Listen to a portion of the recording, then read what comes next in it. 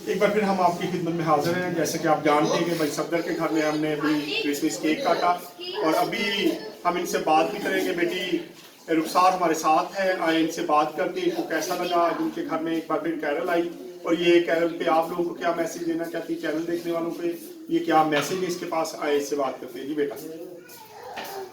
मेरी तरफ से आप सब देखने वालों को सलाम। सलाम।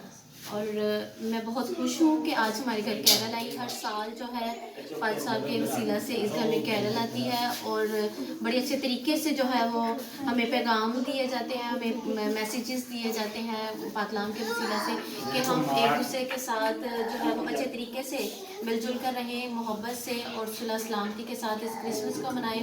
और ये बहुत अच्छा तरीका भी है और हम पास्टर साहब के बड़े शुक्रगुजार हैं कि वो अपने लोगों के लिए ऐसी मोहब्बत रखते हैं कि वो घर घर में जाके और इस पैगाम को देते हैं कि हम सुलह करें और एक दूसरे के लिए मोहब्बत रखें दिलों में। और हमारे लिए ये बहुत खुशी की बात है कि खुदा ने हमारी ज़िंदगी में ये एक और साल दिया कि हम जो है वो अपने आप को अच्छा बना सकें उसकी भाषण में जाने के लिए।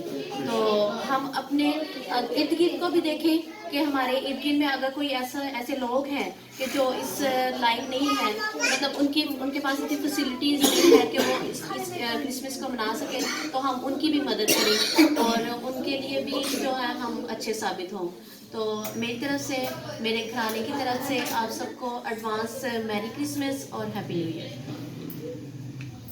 बड़ा अच्छा मैसेज था कि क्रिसमस आने से पहले हमें एक दूसरे के साथ सुलह करने की ज़रूरत है। God bless you.